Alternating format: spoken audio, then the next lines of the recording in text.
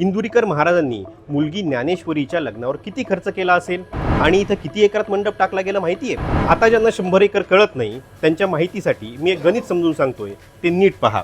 जे काय आहे ते मंडपाची एक वेगवेगळी व्यवस्था केली गेलेली होती, ज्याच्यामध्ये सेक्शन केले गेले होते. लग्नाचा मुख्य हॉल वेगळा, त्याच्यानंतरचं जेवणाची व्यवस्था वेगळी. अख्खा भाग तुम्हाला अंधारात दिसेल, मात्र हे पूर्ण याला लाइटिंग केली गेली आहे. हा लाइटिंगचा खर्च कमी नाही आहे. त्या मेन खर्चाकडे मी येतो, तो असतो जेवणावरचा खर्च. हरिभक्तपरायण इंदुरीकर महाराज, त्यांच्या मुलीचं लग्न आणि त्याची भव्यता. अहिल्यानगरच्या संगमनेरमधलं 100 एकराचं हे मैदान लग्न सोहळ्यासाठी लागलं. 1 ते 1.5 लाख लोकांनी या लग्न सोहळ्याला हजेरी लावली. मुख्यमंत्र्यांपासून उपमुख्यमंत्री आणि नेते मंडळींची जत्रा इथं भरली होती आणि खुद्द इंदुरीकरांनीच लग्नाच्या खर्चाचा उल्लेख या स्टेजवर काढला. पण खर्च काही सांगितला नाही. लोकांनी माझ्यासाठी हा खर्च केल्याचं ते म्हणाले. पण जरी लोकांनी वा त्यांच्या भक्तांनी हा खर्च केला असेल तर पैसा तर खर्च झाला आहे ना. म्हणूनच प्रश्न पडतो, या लग्नासाठी अंदाजित किती खर्च झाला असेल, किती पैसा या लग्नाला लागला असेल. आणि लग्नात पैसा खर्च करू नका, पोरीच्या बापाला कर्जबाजारी करू नका म्हणणाऱ्या इंदुरीकरांनी पुत्री प्रेमापायी किती खर्च केला असेल, या सगळ्याचा आढावा घेण्याचा प्रयत्न आपण या व्हिडिओच्या माध्यमातून करतोय. आमचा उद्देश कुणी लग्नात किती पैसा खर्च करावा वा किती करू नये, कोण लहान वा कोण मोठं हे अजिबात ठरवण्याचा प्रयत्न नाही आहे. मात्र वारकरी संप्रदायाची भगवी पताका खांद्यावर घेऊन चाललेल्या आणि जगाला साधं राहण्याचा सल्ला देणाऱ्या इंदुरीकर महाराजांनी खरंच वैयक्तिक आयुष्यात तसे वागले का, असा प्रश्न नेटकरी विचारतायत आणि त्याचीच आकडेवारी देण्याचा प्रयत्न आम्ही या व्हिडिओच्या माध्यमातून करतोय. त्यामुळे व्हिडिओच्या शेवटी हा व्हिडिओ पाहिल्यानंतर तुमचं मत तुमच्या गावाच्या नावासह कमेंट बॉक्समध्ये नोंदवायला विसरू नका. व्हिडिओच्या सुरुवातीलाच इंदुरीकर महाराजांनी लग्नावेळी बोलताना खर्चाचा उल्लेख केला होता आणि तो खर्च कुणी केला ते सांगितलं होतं. आधी इंदुरीकर महाराज काय म्हणाले होते ते वक्तव्य ऐका, मग आपण या लग्नाच्या खर्चाकडे येऊ. इंदुरीकर महाराज लोकांना सांगतात की लग्न साधे करा आणि स्वतः मोठा केला. त्याचं उत्तर असं आहे, ज्याची परिस्थिती आहे, ज्याला संतांनी दिलाय आणि ज्याच्यावर ज्ञानोबरायांची कृपा आहे त्याने जरूर करावं. की इंदुरीकर महाराज एवढं जेवण घालतात, मग त्यांनी मठ्ठ्यावर मी बोलतो, मग त्यांनी मठ्ठा केला का? तर पहिला प्रश्न, तो मठ्ठा मी माझ्या सगळ्या कार्यक्रमातून वजा केला, म्हणजे त्याच्याबद्दल बोलायचं तुम्हाला राईट नाही. दुसरी गोष्ट, बऱ्याच लोकांनी गुलाबजामुनची चर्चा केली, तो लांब असावा. मी गुलाबजामू केलाच नाही, हा दुसरा मुद्दा केला. तर रात्री, सकाळी आणि आत्ता आपण जे जेवण केलंय, आम्ही शुद्ध सात्विक वारकरी माणसं आहोत. आम्ही महाराष्ट्रातली आहोत, छत्रपतींच्या रक्ताचे आहोत. आम्ही दुसरं पदार्थ खाऊ शकत नाही. इंदुरीकर महाराज यात जे बोलतायत ना ते अगदी खरं आहे. ज्यांची जितकी ऐपत आहे त्यांनी त्यांच्या मुलांच्या लग्नावर तितका खर्च करावा, यात काहीच गैर नाही. आणि जर भक्त मंडळीने हा पैसा दिला असेल तर कुणी त्याबद्दल विचारू नये, हेही खरं आहे. पण हे कुणाला लागू होतं? जो आधी त्यावर बोलत नाही. इंदुरीकर महाराजांनी कीर्तनातून अनेकदा लग्नांवर केल्या जाणाऱ्या अवाढव्य खर्चावर, अमाप पैशाच्या वापरावर टीका केली आहे. लग्न साधं करा, नाहीतर आलिशान, पोरं तर होतातच, हे वाक्य इंदुरीकर महाराजांचंच आहे. बापाला लग्नापायी कर्जाच्या दरी ढकलू नका, हे सुद्धा इंदुरीकर महाराज सांगतात. मात्र तेच इंदुरीकर महाराज जेव्हा आपल्या मुलीच्या लग्नात अमाप पैसा खर्च करतात तेव्हा बोले तैसा चाले, त्याची वंदावी पाऊले, असं वारकरी संप्रदायात म्हटलं जातं. ज्याची भगवी पताका इंदुरीकर महाराज आपल्या खांद्यावर घेऊन फिरतात आणि त्यामुळेच नेटकरी इथं इंदुरीकर महाराजांनी मुलीच्या लग्नावर जो खर्च केला आहे त्या खर्चावर टीका करायला सुरुवात केली आहे. आता येऊया मेन मुद्द्याकडे. इंदुरीकर महाराजांनी मुलगी ज्ञानेश्वरीच्या लग्नावर किती खर्च केला असेल, तर त्याचं उत्तर शोधण्यासाठी आधी आपल्याला या जागेचं लोकेशन आणि लग्नाचं ठिकाण लक्षात घ्यावं लागेल. तर हे लग्न झालं अहिल्यानगर जिल्ह्यातल्या संगमनेर तालुक्यात.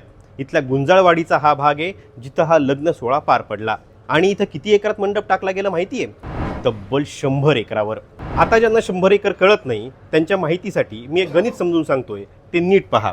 100 एकर म्हणजे किती जागा हे समजून घ्या. तुम्ही ज्या फ्लॅटमध्ये राहता तो फ्लॅट तुम्ही पकडा, समजा की 500 स्क्वेअर फुटाचा फ्लॅट आहे. असे 2 फ्लॅट एकत्र केले तर 1000 स्क्वेअर फूट होतं, म्हणजे 1 गुंठा. आणि असे 40 गुंठे एकत्र केले तर 1 एकर तयार होतं. महाराजांनी तब्बल 100 एकरावर म्हणजे 100 एकरावर मुलीच्या लग्नाची व्यवस्था केलेली होती. म्हणजे जर इथं फ्लॅट उभारायचे ठरले तर तब्बल 8,000 फ्लॅट इथं तयार होतील. म्हणजे एवढी मोठी ही जागा आहे. एक फ्लॅट 500 स्क्वेअर फुटाचा, 2 फ्लॅट 1000 स्क्वेअर फुटाचे, 40 गुंठ्याचा 1 एकर होतो. 1 एकरात जे असतात ते 40 गुंठे बसतात, म्हणजे 80 फ्लॅट बसतात. आणि 100 एकरात तब्बल 8,000 फ्लॅट बसतील. म्हणजे एका एकरात 80 फ्लॅट, 10 एकरात 800 फ्लॅट आणि 100 एकरात 8,000 फ्लॅट. आता हे मी अंदाजित कुणालाही समजावं म्हणून हे गणित तयार केलं आहे आणि जेणेकरून तुम्हाला या गोष्टी सहज कळू शकतील. आता हे जे काही 100 एकर आहे, या 100च्या 100 एकरवर महाराजांनी जे काही आहे ते लग्नाची व्यवस्था केलेली नव्हती. तर जे काय आहे ते मंडपाची एक वेगवेगळी व्यवस्था केली गेलेली होती, ज्याच्यामध्ये सेक्शन केले गेले होते. लग्नाचा मुख्य हॉल वेगळा, त्याच्यानंतरचं जेवणाची व्यवस्था वेगळी, त्याच्यानंतर पार्किंगची व्यवस्था वेगळी, त्यानंतर VIP साठीची व्यवस्था वेगळी. अशा प्रकारे ही व्यवस्था केली गेलेली होती. आता ही जमीन किती मोठी आहे हे तुम्ही समजा. म्हणजे जमिनीच्या एका कोपऱ्यापासून या कोपऱ्यापर्यंत किंवा या कोपऱ्यापासून या कोपऱ्यापर्यंत जर तुम्हाला जायचं असेल, तब्बल 1 किलोमीटरचं अंतर आहे, 1 ते 2 किलोमीटरचं. आता ती जमीन लांबट आहे की चौकोनी आहे याच्यावर ते ठरतं. त्याच्यामुळं ही जमीन किती मोठी होती आणि किती मोठ्या जागेवर महाराजांनी मुलीच्या जो काही लग्न व्यवस्था आहे किंवा लग्न सोहळा आहे तो आयोजित केला होता याचा अंदाज तुम्हाला येईल. आता पुढच्या मुद्द्याकडे येतो. एवढ्या मोठ्या जागेवर मंडप टाकायचा झाल्यास किती खर्च येऊ शकतो? म्हणजे ही जी 100 एकर जागा आहे, हे 100 एकर जागेवर जर पूर्ण मंडप टाकायचा झाला तर किती खर्च येऊ शकतो? हा खर्च ठरतो तो मंडप पूर्ण पॅक आहे, पूर्ण 100 एकरावर आहे की त्यातल्या अर्ध्या जागेवर आहे, याच्यावर हा खर्च ठरू शकतो. मात्र आपण असं समजू की 100 एकरापैकी महाराजांनी फक्त 20 एकरावर हा मंडप टाकलेला असेल. कारण महाराजांनी जे काही व्यवस्था केलेली होती त्याच्यामध्ये जेवणाचं ठिकाण वेगळं होतं, VIPचं जेवणाचं ठिकाण वेगळं होतं, पार्किंगची जागा वेगवेगळी होती, असे वेगवेगळे सेक्शन याच्यामध्ये केलेले होते. आता मी तुम्हाला एक व्हिडिओ दाखवतोय, त्या व्हिडिओवरून तुमच्या लक्षात येईल की ही जी व्यवस्था आहे ही व्यवस्था कशी केली गेलेली होती. हा आधीचा व्हिडिओ आहे. तर हे मुख्य स्टेज आहे, हे समोरचा भाग आहे. इंदुरीकर महाराज सकाळी येऊन त्यांनी पाहणी केली होती आणि ह्या स्टेजचा आकार पहा. हे गुंजाळवाडीतलं संगमनेरचा जो भाग आहे आणि ही पार्किंगची व्यवस्था पहा. हा मुख्य मंडप आहे, इथे जेवणाची व्यवस्था केली गेली होती आणि हे अशा प्रकारे सगळं जे काही आहे हे व्यवस्था इंदुरीकर महाराजांच्या मुलीच्या लग्नात होती. आता याच्या नंतरचा एक व्हिडिओ दाखवतोय की ज्याच्यामध्ये तुम्हाला अंदाज येईल की नक्की कुठे कुठली व्यवस्था केली गेलेली होती. हा तो व्हिडिओ आहे. या व्हिडिओवरून तुमच्या एक गोष्ट लक्षात येईल की इथे जे आहे हा आहे लग्नाचा मुख्य हॉल. म्हणजे तुम्ही याचा अंदाज पहा. दुसऱ्या बाजूला आहे जेवणाची व्यवस्था केली गेलेली, तिसऱ्या बाजूला VIP साठीची व्यवस्था केली गेलेली आहे. ही खाली सगळी पार्किंग आहे. लोक किती आहेत ते पहा. अंदाजित आपण जो अंदाज पकडला आहे त्याच्यावरनं 1 ते 1.5 लाख लोकांनी या लग्न सोहळ्याला हजेरी लावलेली होती. त्याच्यामुळे इथे पण लोक पूर्ण बसलेले. एक सभा म्हणजे शिवसेनेची किंवा शिवसेनेचा मेळावा जो होतो त्या मेळाव्याला शिवाजी पार्कवर जेवढे लोक जमा होत असतील तेवढे लोक या लग्न सोहळ्यात जमा झाल्याचा अंदाज आहे. आणि तो जो अंदाज वर्तवला जातोय तो अंदाज या ड्रोनच्या जी काही व्हिज्युअल आहे त्याच्या माध्यमातून तुमच्या लक्षात येईल की किती लोक इथे बसले होते. पार्किंगला जास्त गाड्या दिसत नाहीत, मात्र लोक आहेत. कारण संगमनेर जो परिसर आहे त्या परिसरातले स्थानिक लोक जे होते ते मोठ्या प्रमाणात या लग्न सोहळ्याला उपस्थित होते. हा व्हिडिओ पाहिल्यावर तुमच्या गोष्ट लक्षात येते की लग्नाची व्यवस्था किती चोख ठेवलेली होती. यातील सर्वाधिक जागा जी दिली गेलेली ती पार्किंगसाठी दिली गेली आहे. त्यानंतर मंडपाचा मुख्य भाग आहे जो मुख्य लग्न मंडप आहे त्याच्या बाजूला लोकांना बसण्याची व्यवस्था केली गेलेली आहे. तर दुसऱ्या बाजूला जेवणासाठीची व्यवस्था केली गेली. शिवाय लग्न संध्याकाळचं असल्याने डोक्यावर मंडपाची गरज नव्हती. हा पूर्ण ओपन मांडव होता त्याच्यामुळे डोक्यावर मंडपाची गरज नव्हती. मात्र जे बाजूला आहे खुर्च्या, टेबल, स्टेजची सोय करणं गरजेचं होतं. आपण असं पकडू की महाराजांनी हा जो काही 100 एकरचा परिसर आहे या 100 एकराच्या परिसरापैकी 20 एकरातच मंडप टाकला असेल. म्हणजे हा जो मंडप आहे असं पकडू की सगळा मिळून जो आहे तो 20 एकरातच मंडप टाकला असेल. आता इतक्या मोठ्या एरियासाठी जर मंडप टाकायचा असेल तर तुम्हाला जर्मन हँगर्स किंवा मोठं ट्रेंड स्ट्रक्चर जे असतं ते लागतं. शिवाय या मंडपाचं जे काही ते खाली फ्लोरिंग करायला लागतं आणि त्यासाठी एक वेगळं फॅब्रिकसुद्धा लागतं, ज्याचा खर्च जर एवढ्या मोठ्या जागेचा 20 एकराचा खर्च जर तुम्ही काढला ना तो साधारणतः 3 कोटी रुपयांपासून 7 कोटी रुपयांपर्यंत येतो. हा इतका खर्च फक्त हा मंडप, खालचं फ्लोरिंग याच्यासाठी येऊ शकतो, जो खर्च महाराज सांगतायत की त्यांच्या भक्तांनी केला आहे. याच्याशिवाय तुम्ही कुठल्या क्वालिटीचं काम करता त्यावर सुद्धा ते अवलंबून असतं. म्हणून 3 ते 7, कारण हा फरक खूप मोठा आहे, त्याच्यावर ते अवलंबून असतं. उरलेल्या भागात फक्त तुम्ही जर खुर्च्या जरी टाकल्या ना किंवा टेबल्स ठेवले, जेवणाचं सर्विंगसाठीचे जे काही काउंटर्स आहेत ते काउंटर्स ठेवले तरीही 50 लाख ते 1 कोटीचा खर्च येतो. म्हणजे जेवणाचं जे काही सामान आहे ते जे काही ठेवायचं आहे त्याच्यासाठी सुद्धा 50 लाखापर्यंत तुम्ही अंदाजित खर्च पकडा की तेवढा येऊ शकतो. आता हा जो काही खर्च आहे हा झाला मांडवाचा, पूर्ण जो मंडप आहे याचा हा सगळा खर्च झाला. आता पुढच्या खर्चाकडे येतो. हा खर्च आहे लग्न सोहळ्याच्या लाईटिंगचा. आता तुम्ही जर इथं पाहिलं असेल ड्रोन व्हिज्युअलमध्ये दिसतंय की लाईटिंग किती मोठ्या प्रमाणात केली गेलेली आहे. अख्खा भाग तुम्हाला अंधारात दिसेल, मात्र हे पूर्ण याला लाईटिंग केली गेली आहे. हा लाईटिंगचा खर्च कमी नाही आहे. ही जे काही 20 एकरात, 25 एकरात, 30 एकरात, 40 एकरात, 100 एकरात जी काही लाईटिंग केली गेलेली आहे, तर 100 एकरावरच्या लाईटिंग जर केली गेलेली असेल तर या लाईटिंगचा जो काही खर्च आहे तो खूप मोठ्या प्रमाणात करावा लागतो. याच्याशिवाय लग्न सोहळ्याचं जे स्टेज आहे ते खूप लांब आहे. लोकांना प्रत्येकाला लग्न लागताना किंवा हे जे काही विधी चाललेले ते विधी दिसत नाही. त्याच्यासाठी जसे सभांमध्ये LED वॉल्स लावले जातात तशाच LED वॉल्स इथं लावल्या गेलेल्या आहेत. आणि त्या सगळ्या LED वॉल्स, त्यांच्या अनाउन्समेंटसाठीचे स्पीकर, याचा सगळ्याचा मिळून तुम्ही खर्च, अंदाजित खर्च जो कमीत कमी असू शकतो तो एक 50 लाख ते 1 कोटीच्या घरात. कारण ही जागा फार मोठी आहे. याशिवाय लग्नासाठी जनरेटर्स लागतात, वायरिंग लागते, त्याचा सेटअप लागतो.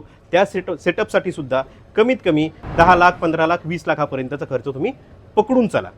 म्हणजे हा मंडप, त्याच्यासाठीच्या खुर्च्या, त्याच्यासाठीची लाईटिंग, एवढा खर्च मी तुम्हाला आत्तापर्यंत सांगितला आहे. या खर्चाचा हिशोब जो आहे तो हिशोब पण मी मांडलेला आहे, तो मी तुम्हाला सगळ्या शेवटी सांगतो. यानंतर येतो तिसरा खर्च. तिसरा खर्च म्हणजे एवढे जास्त लोक तिथं जमा झालेत, त्या जमा झाल्यानंतर सगळ्यात महत्त्वाची गोष्ट आहे ते टॉयलेटची व्यवस्था, पाण्याची व्यवस्था, त्याच्यासाठी खर्च करायला लागतो. साफसफाईचा खर्च करायला लागतो. पोर्टेबल टॉयलेट्स इथं उभारावे लागतात. याच्याशिवाय क्लिनिंग स्टाफसुद्धा नेमायला लागतो. हेच नाही तर लग्नासाठी जी मॅनपॉवर लागते ती मॅनपॉवर वेगळी असते, ज्याच्यामध्ये जेवण बनवणारे जे कुक असतात ते असतात, सर्व्हिस स्टाफ असतो, सिक्युरिटी गार्ड्स असतात, इव्हेंट मॅनेजमेंट करणारी टीम असते. या सगळ्यांचा मिळून आजच्या घडीला जर खर्च पकडला तर तुम्ही पकडा 10 ते 15 लाखांचा खर्च कुठंच गेला नाही. हा खर्च त्याला लागतो. याच्याशिवाय पार्किंगला एक वेगळं मॅनेजमेंट लागतं. जिथं तुम्हाला गाड्या पार्क करायच्या तिथं तुम्हाला पार्किंग आखायला लागतात, पार्किंगसाठी लोक ठेवायला लागतात, तिथं लाईट्स लावायला लागतात. तोही खर्च तुम्ही 5 ते 7 लाखाच्या घरात पकडून चला की जो खर्च सहज होऊ शकतो. याच्याशिवाय वाहतुकीचा खर्च जो आहे, म्हणजे काही सामान आणलं नेलं, जो काही वाहतूक खर्च आहे तो खर्च आपण याच्यामध्ये जोडलेला नाही आहे. त्याच्यामुळे हा जो खर्च आहे हा खर्च याच्या व्यतिरिक्त करायला लागतो, जो मॅनपॉवरचा खर्च आहे. याच्यानंतर तिसरा जो सगळ्यात महत्त्वाचा खर्च आहे, जो इंदुरीकर महाराजांच्या मुलीच्या लग्नावर केला गेला असेल किंवा केला गेला आहे, त्या मेन खर्चाकडे मी येतो, जो प्रत्येक बापाला आपल्या पुरीच्या लग्नात किंवा मुलाच्या लग्नात करावा लागतो. तो असतो जेवणावरचा खर्च. आता हे समजण्याआधी आपल्याला हे समजावं लागेल किंवा हे तुम्हाला जाणून घेणं गरजेचं आहे की इंदुरीकर महाराजांच्या मुलीच्या लग्नात जेवणाचा मेन्यू तरी काय होता. तर इंदुरीकर महाराजांच्या मुलीच्या लग्नात जो जेवणाचा मेन्यू होता ना, तो मेन्यू मी तुम्हाला दाखवतो. अतिशय साध्या पद्धतीचं जेवण होतं, ज्याचा उल्लेख इंदुरीकर महाराजांनी स्टेजवर सुद्धा केलं होतं. तर जेवणाच्या मेन्यूमध्ये काय काय होतं तर पुरी, भाजी, मिक्स व्हेजची भाजी, वरण भात, मटकीची भाजी, पापड आणि लोणचं, असा हा शुद्ध शाकाहारी जेवण होतं. कुठलंही गोडधोड याच्यामध्ये नव्हतं. मात्र जेवण अतिशय चांगलं होतं. ज्यांनी जेवण केलं त्यांनी हे सांगितलं आहे.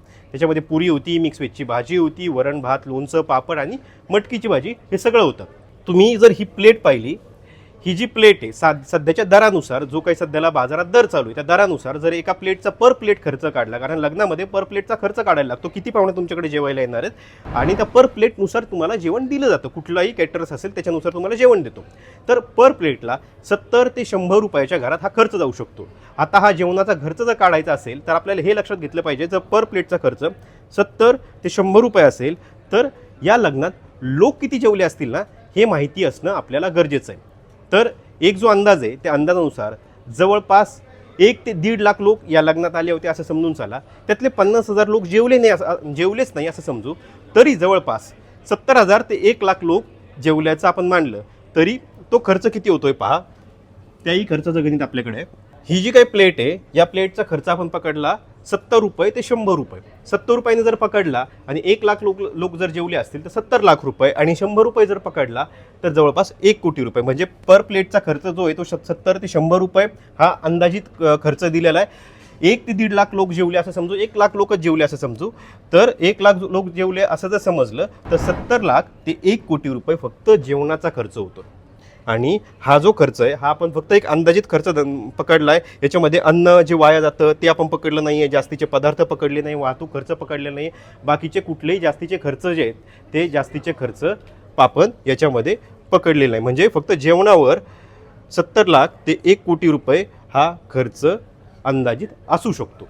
आता पुढे जाऊया. आता हे जे खर्च मांडलेत मी तुम्हाला, हे जेवढे काही खर्च आहे, हे खर्च मिळून किती होतात ते आपण एकदा कॅल्क्युलेट करू. म्हणजे आपल्याला एक अंदाज येईल की इंदुरीकर महाराजांनी मुलीच्या लग्नावर किंवा इंदुरीकर महाराजांच्या भक्तांनी ज्ञानेश्वरीच्या लग्नावर किती खर्च केला असेल.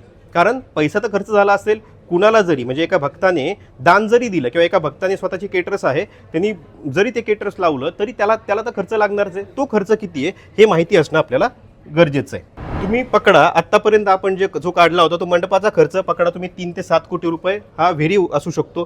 टेबल खुर्च्या आणि लग्नाचे जे काउंटर्स आहेत ते 50 लाख ते 1 कोटी रुपये. लाइटिंग आणि डेकोरेशन जे आहे त्याच्यावरती तुम्ही पकडा की 50 लाख ते 1 कोटी रुपयाचा खर्च झाला.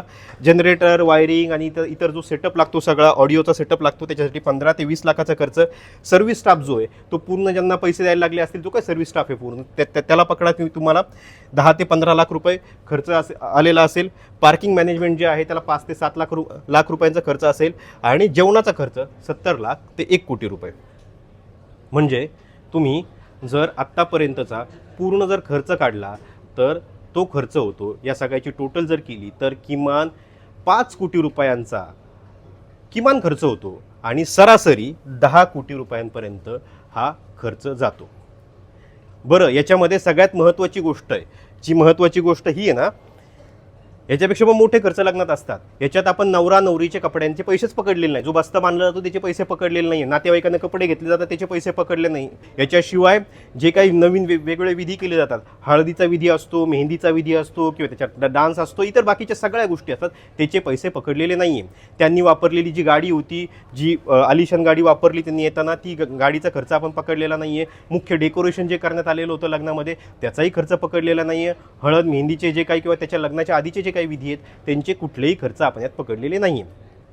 तो त्या व्यक्तीनुसार आणि प्रसंगानुसार वेगळा असू शकतो. काही लोक कमी खर्च करतात, काही लोक जास्त खर्च करतात. आपण फक्त एकंदरीत त्या इव्हेंटवरचा खर्च पकडला आहे आणि तो खर्च एवढा जातोय. आता तुम्हाला प्रश्न पडला असेल की एवढा मोठा खर्च भक्त करतात, इंदुरीकर महाराजांनी जे काही दिलेले सल्ले आहेत किंवा इंदुरीकर महाराजांच्या कीर्तनातून जे काही सांगत असतात साधी राणी आणि उच्च विचार ते त्यांचे भक्त नक्कीच पाळतात. मात्र ज्ञानेश्वरीच्या लग्नावर जे काही खर्च झाला आहे ना मुलीच्या लग्नावर त्यांच्या, तो अमाप आहे. आता भलेही हे पैसे इंदुरीकर महाराजांनी स्वतःच्या खिशातून खर्च केलेले नसो किंवा भक्तांच्या खिशातून आलेले असो, पैसा तर खर्च झाला आहे. वारकरी संप्रदायाचा साधेपणाचा जो काही विचार आहे ना, तो वारकरी संप्रदायाचा साधेपणाचा विचार इथं मोडला आहे की जपला आहे हे ज्याने त्याने ठरवायचं आहे. कारण इंदुरीकर महाराजांचा बहुतांश भक्त असणारा हा गरीब शेतकरी वर्ग आहे, ज्याचा कांदा जो सध्याला कांदा पिकला आहे तो कांदा बाजारात 5 ते 7 रुपये किलोनी विकला जातोय, ज्यातून त्याचा वाहतूक खर्चही निघत नाही. भाजीपाला फेकण्याची वेळ या शेतकऱ्यावर आली आहे आणि अवकाळी पावसानं काढणीला आलेलं टोनचं पीक जे आहे ना ते हिरावून गेलं आहे. तरी आपली पोरगी समजून ज्ञानेश्वरीच्या लग्नात त्या भक्तांनी पैसा लावला आहे आणि हा दीपमान सोहळा अनुभवण्यासाठी सुद्धा या सगळ्यांनी हजेरी लावली होती. इंदुरीकर महाराजांचे शब्द त्या शेतकरी वर्गासाठी ब्रह्मवाक्य आहेत. त्यामुळे त्यांनी हसतमुखानं नवरा नवरीला आशीर्वादच दिलेत. आता भलेही हे पैसे इंदुरीकर महाराजांना स्वतःच्या खिशातून द्यायला लागलेले असो की भक्तांच्या, पैसा तर खर्च झाला आहे. वारकरी संप्रदायाचा साधेपणाचा विचार इथं मोडला आहे की जपला आहे हे ज्याने त्याने ठरवायचं आहे. कारण इंदुरीकर महाराजांचा बहुतांश भक्त असणारा हा गरीब शेतकरी वर्ग आहे, ज्याचा कांदा सध्या बाजारात 5 रुपये आणि 7 रुपये किलोने विकला जातोय, ज्यातून वाहतूक खर्चही निघत नाही आहे. भाजीपाला फेकण्याची वेळ त्याच्यावर आली आहे.